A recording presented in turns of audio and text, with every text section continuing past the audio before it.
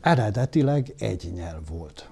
Tehát azon nem szabad meghökkenni, hogy például az etruszk nyelv, vagy azt Mario Alineinek köszönhetjük külföldi segítségként, de hát mi ezt azért itt tudogattuk, az a korabeli Kárpát-medencei nyelvnek egyik tájnyelve. Ebben az az érdekes, az lenne meghökkentő, hogy az valami másféle nyelv lett volna. Mindenki ezt beszélte, tehát nem az, hogy a ma magyarnak nevezettek beszélték, ezt mindenki. Kérem, amit ógörög nyelvnek nevezünk, az semmi egyéb, mint hogy annak idején, jó 4-5 ezer évvel ezelőtt a csángók levonultak a görögnek nevezett félszigetre, és ott elkezdték élni az életüket. Most így mindegy, hogy kiket nevezzünk ki, Jónnak, Pelaznak, stb. Teljesen egyértelmű, az ember elkezdi nézni az ógörögöt, hát igen, talán lesz még idő kicsit beszélni róla. Gyönyörűen megmaradt rengeteg, nem csak szó, ragozás, szóképzés is, ma is használatos, hanem kifejezések, összetett szavak, stb. Egy gyönyörű rendszer, és aki ezt elkezdi vizsgálni, az egyszerűen 5000 évvel ezelőtti ma magyarnak nevezett nyelvben lát bele.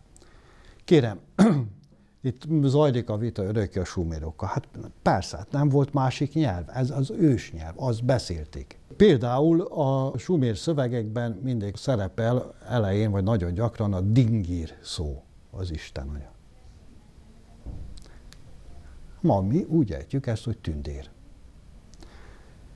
Vagy például a sumér szarraku, ezt rövidítve használjuk ma, összevontuk mind a kamomillát kamillává, ezt ma úgy ejtjük a szarrakut, hogy szarka. Vagy például ugalú.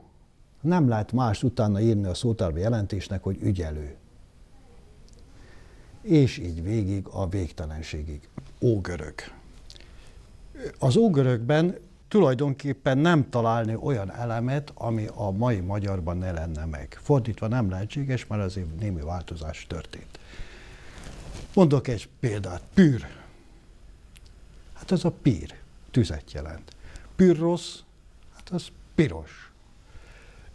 Pyrrózis, pírozás, azaz pirítás. Ozás, ezés, amit ma mondunk, az ógörögben még ózisznak ejtették. Pyrródész, az a pirítás, pirosodás, pirulás.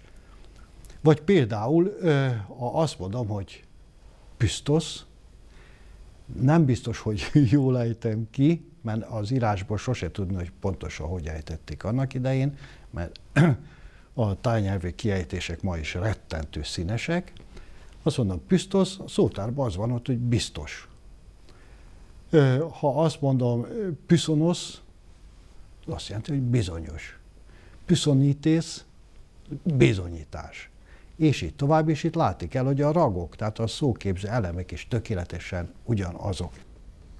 De ugyanígy elmegyünk Japánba. Hát a japán nyelv igen közeli a magyarhoz, lévén, hogy ők is hunok, és ez is közismert ám. Például én Grécsi Lászlótól hallottam először, hogy Kazár Lajos, az már meghalt szegény, MTA nyelvésze, ott élt sokat, meg is írta a könyvét, bemutatta, hogy mi, Grécsi szavaival, hogy mi hasonló a japán nyelv a magyarhoz.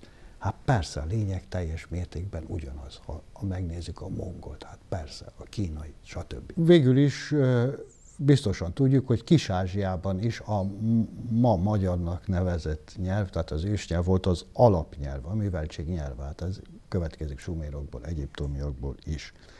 Például az óhéber telve van ma is használatos, mai ragozású szavakkal, de ez kérem nagyon régi, tehát még Kis-Ázsiában rakódott bele a héber nyelvbe. Csak néhány példát mondok, amit a 16. században, tehát a reformáció megindulásakor a református lelkészek eleve döbbenten nézték, és azt hitték, hogy közvetlen rokon a héber és a magyar. Néhány példa: asszony, iszák, avar, afár, bárány, bar, barom, beirim, bokor, bókor, én, éni, áni, ének, anak, gödöje, gedáje, gyerek, jerek, habar, habar, halál, hullal, hamis, hamasz, harag, horok, és így tovább. Na most ez valahogy elfelejtődött, de hadd jegyezzem meg, hogy én ezt közzétettem egy ilyen cikkemet a Világhálón, és kaptam egy levelet Krizsak Katalintól, Izraelből, aki engedélyezte, hogy közé tegyem az ő levelét, és beszéljek róla. Ezt írta: tisztelt Varga Csaba, Izraelben élő magyar vagyok, kettős állampolgár. Nagyon érdekel az ősnyelv kutatás, megkeresésemnek lényege, hogy én héberül tudok. Tökéletesen egyetértek azzal, hogy a magyar nyelv hordozza a világ ősnyelvét, és az gyöknyelv volt.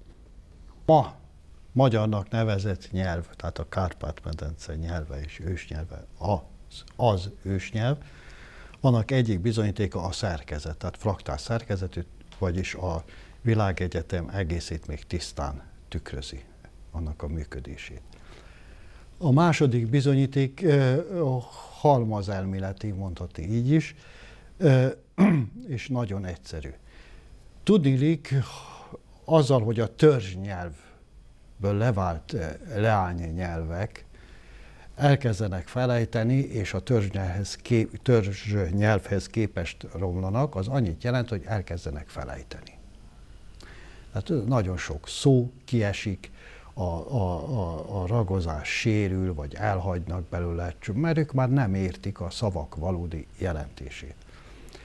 Na most, hogyha így összeszedjük azt, ami közös, amit mi megértünk egyikből, másikból, harmadikból, negyedikből, mert még hogy tiszta állapotban maradt meg, azt a furcsa jelenséget látjuk, hogy ezekből a maradványokból összeadódik a régi magyar nyelv. Mert különbözőket felejtettek, egymás között látnak rokonságot, mert egyes részek fedésben vannak egymással, mint amin a német az ógöröggel, vagy angol a némettel, de ez kihagyja